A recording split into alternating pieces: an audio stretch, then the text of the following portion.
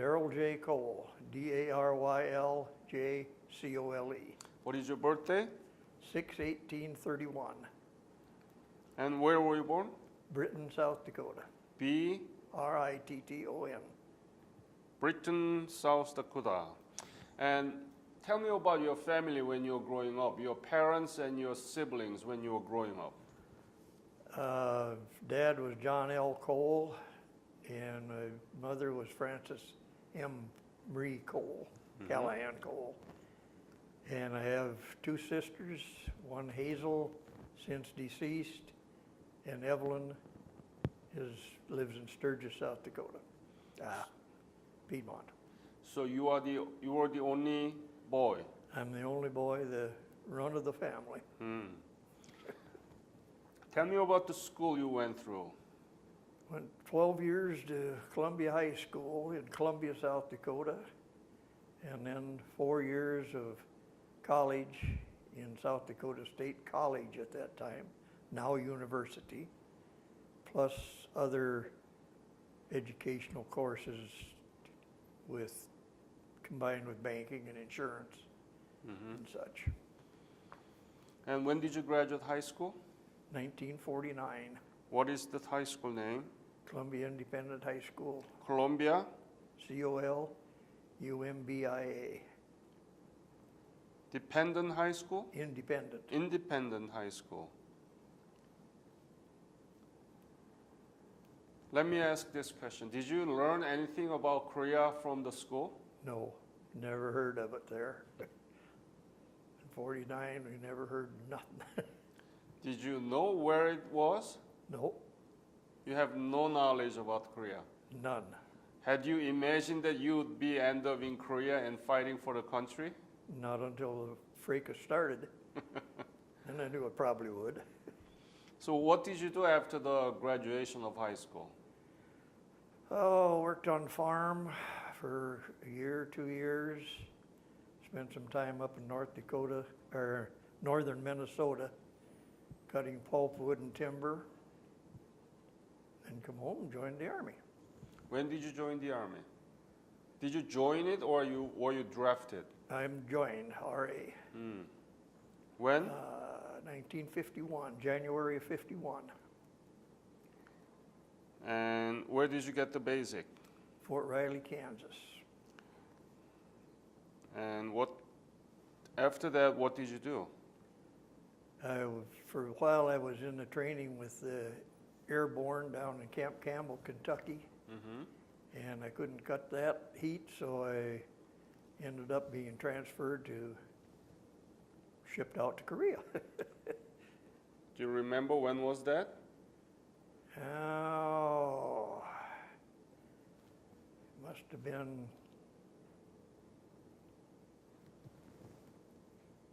either September or October Of of 49, and yeah, no, 41. 51. Yeah, 51, 51, 51. October, you Yeah. say? Where did you depart from? San Francisco. San Francisco. And then where did you go from there? Went to Sasebo, Japan, to Incheon, Korea, which was after the Incheon invasion, and then by train down to Wonju and back up to the front.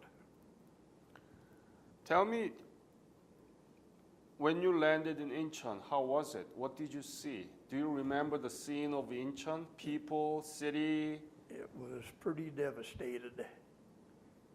And, well, we had facilities. One thing that everybody comes in and out of there remembers is what we call the old honey buckets.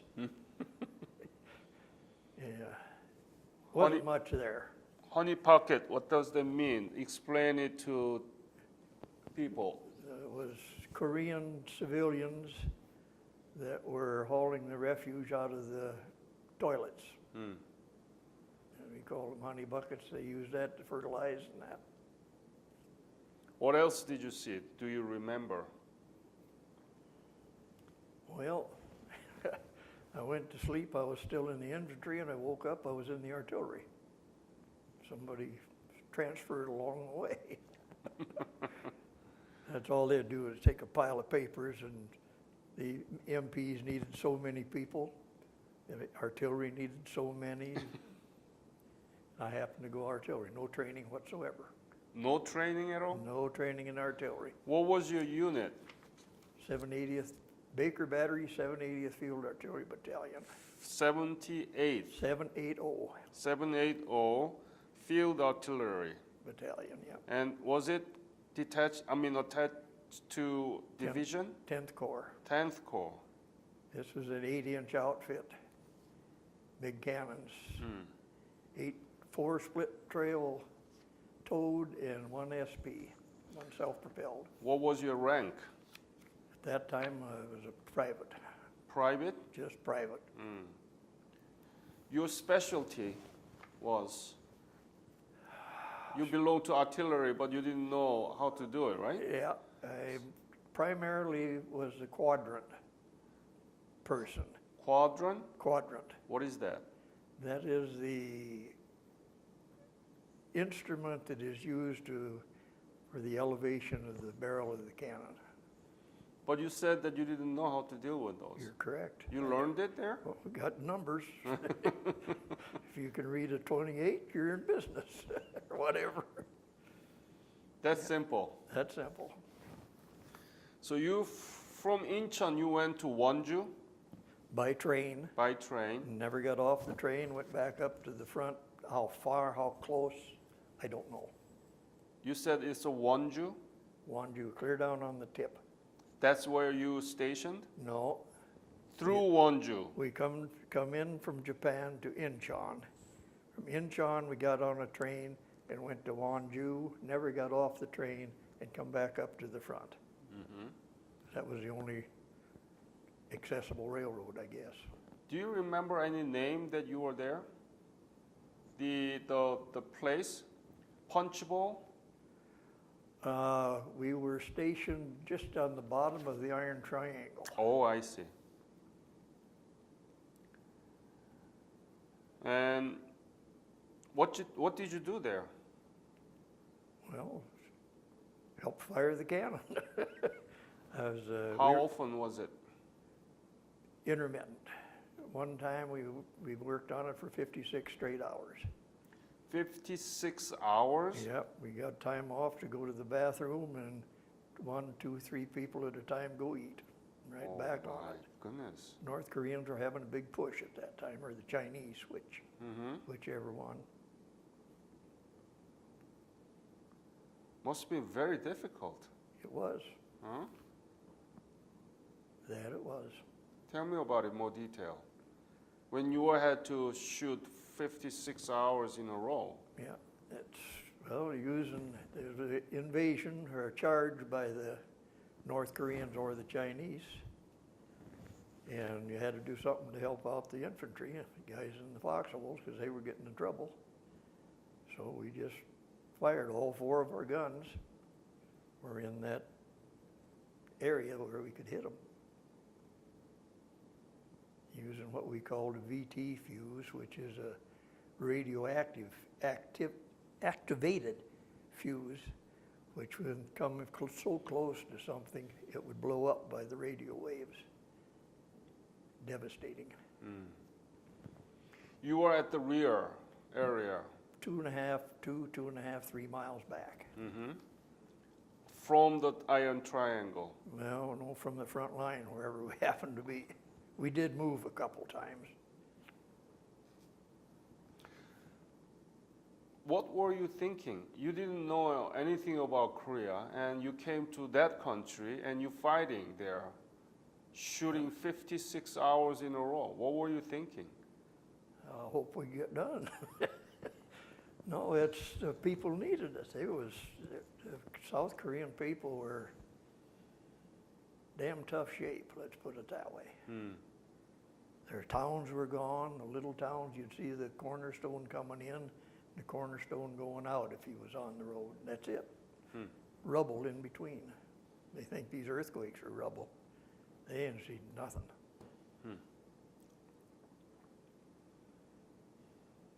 What was the most difficult thing during your service there? Well, other than the work, which was hard, I would say I was there most of the winter, or all the winter actually, because we got in there in September, October. Left in June, left on my 21st birthday. And just the cold that you got to fight. You're living in a tent. So, about it. Very cold? Well, if you call 20 below, 40 below cold, yes. That it was. Some of the poor southern boys, they hurt.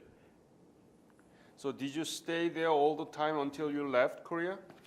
No, I was a track driver also. My MOS was as a track driver, and I drove the ammunition truck, and the track went bad, truck went bad, and then I got transferred to no, that's later on. I got TDY up onto a self-propelled howitzer, an 8-inch barrel mechanism mounted on a 155 howitzer chassis. And we were right on top of the mountains. It was called Operation Mountain Goat. Operation Mountain Goat. Yeah. It took the engineers, took that self-propelled, 8-inch self-propelled cannon right to the top of the mountain. And we were right on top of it, and then shoot across the valley straight into the North Korean lines, right straight into their bunkers. How powerful was that? Oh, what? How powerful was that? Well, the cannon, the 8-inch cannon will have an accurate range of about 12 miles. You can push it to 15. But we were at about 1,800 yards. We were shooting Downward. like this, just like with a deer rifle, straight in. And using what we call a CP fuse, which is a concrete piercing, which will go through 8-10 foot of concrete before it explodes. That operation might have been really, really threatening to North Korean enemies, right? Right. Yeah.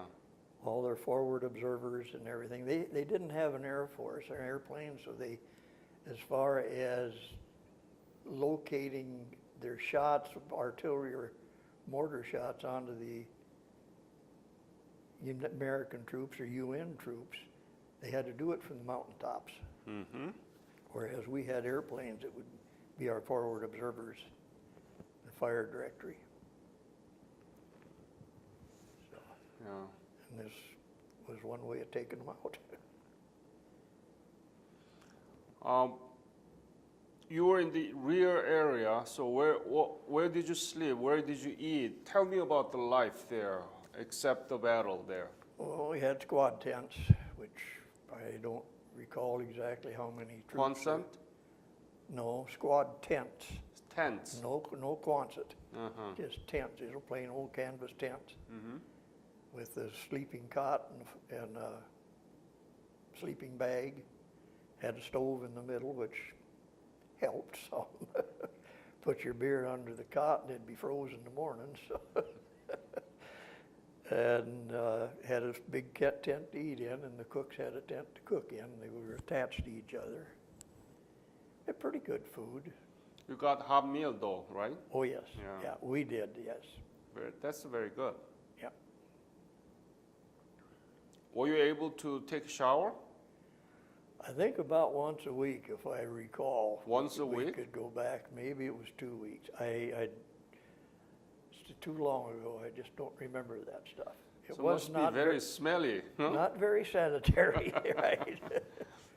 And your wife told me that you got something, fungus in your toe, right? Yeah, Do you think you got it from there? yeah. Didn't have it when I got there. It had it when I left. So, Yeah, right.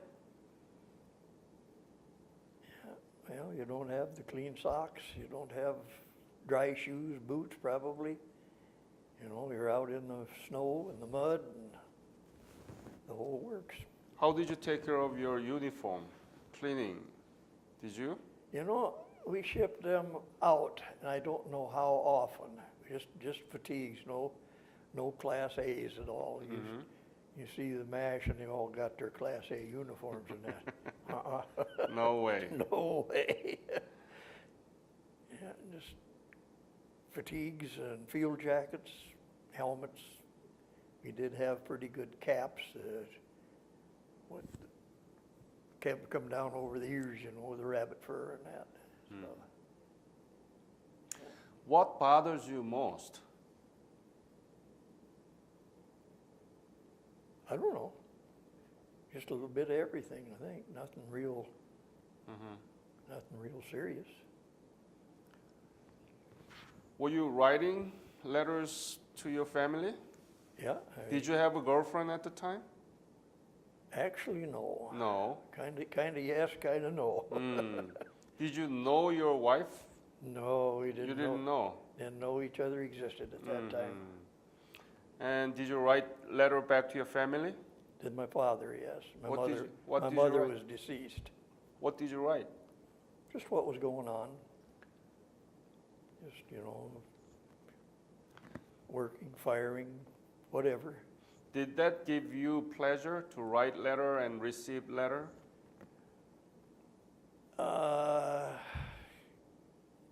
Gotta say yes.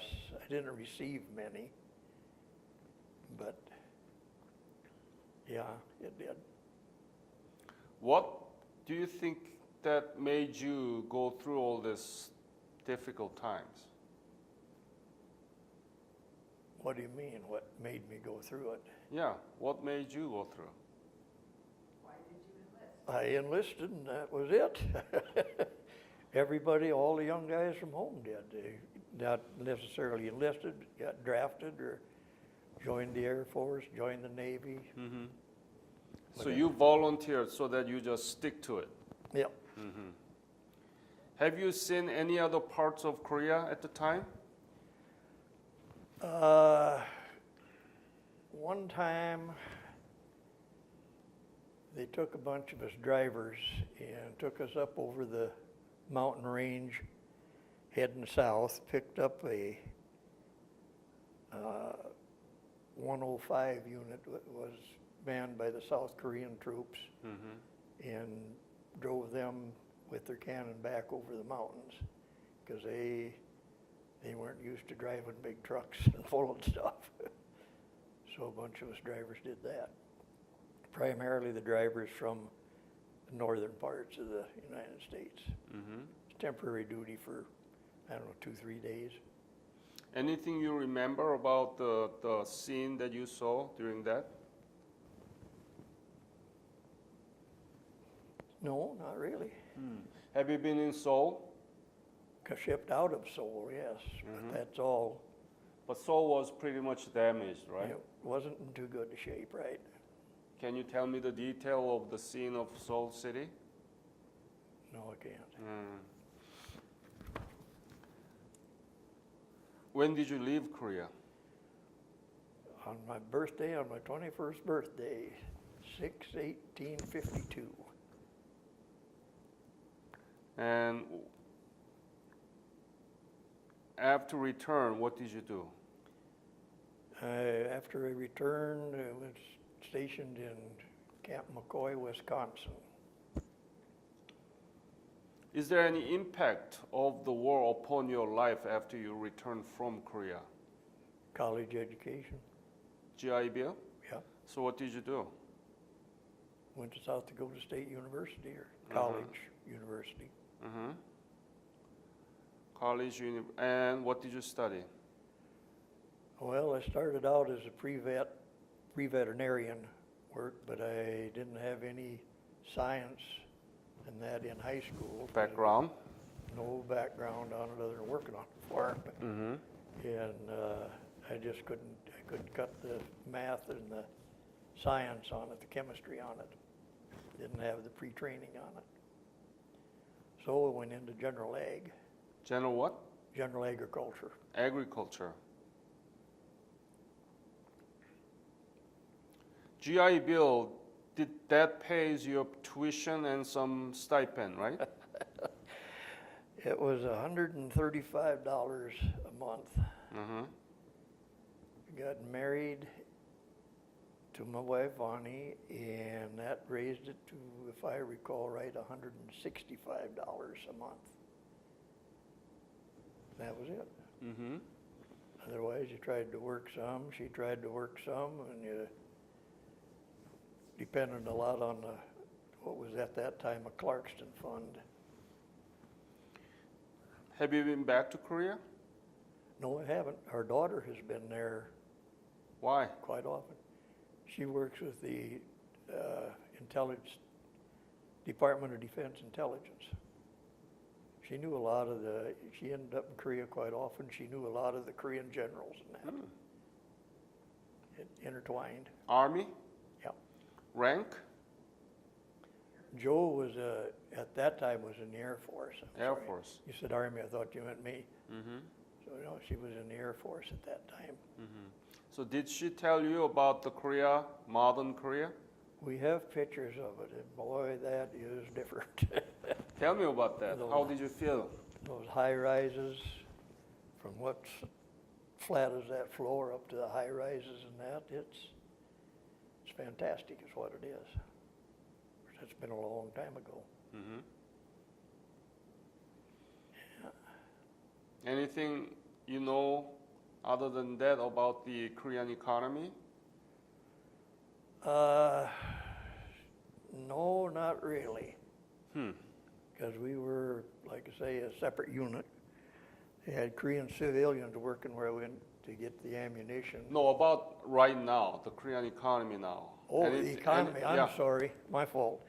I don't know much about it, but as I understand, it's pretty good. It's the 11th largest economy in the world. 11th? Yeah. That's good.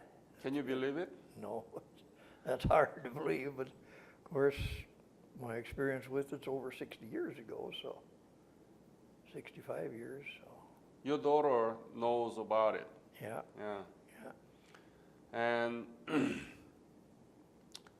what kind of vehicle do you have right now? I have a Buick and a Ford pickup. Buick? And a Ford pickup. Mm-hmm. Korea making lots of motor vehicles, Yeah. Hyundai, Kia, right? Kia, yeah. Yeah, you heard about it, right? Oh, yes, Yes. yeah. And now the Korean economy is very strong and substantive democracy in East Asia, the Korea. So after you fought for the Korea, we came out of devastation and almost ruined completely, but now the country is very well advanced. They're good people. But we were able to do that because you We helped. protected. Yeah, you helped us. That is your legacy. Yeah. Yeah. But American history textbook doesn't tell much about the Korean War. Nope. You don't hear much about it. I mean, despite such a good outcome out of the Korean War, it's still known as forgotten. Why is that? I don't know, it could be ranked up there pretty good. Yeah.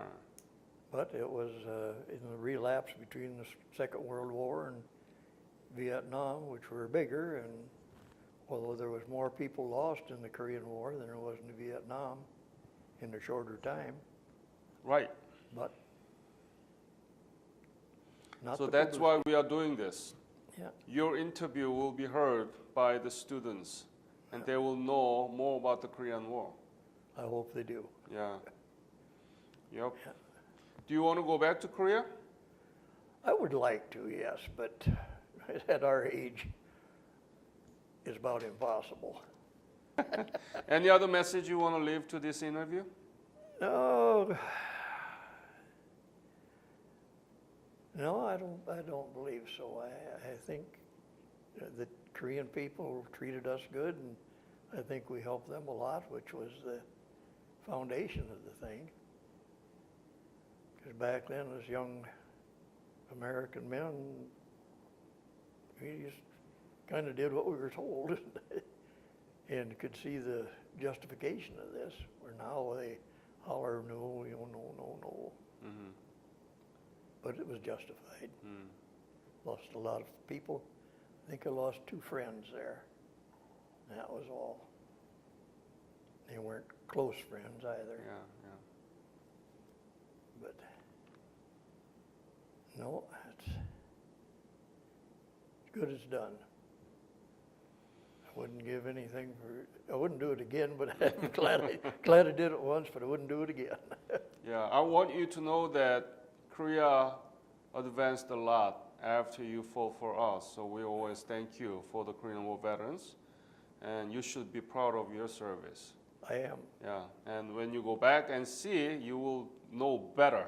You're not going to believe your eyes. So if you want to, let me know. All right? I'll do that. Yep. Thank you, Daryl. Thank you. Thank you, sir. Yep.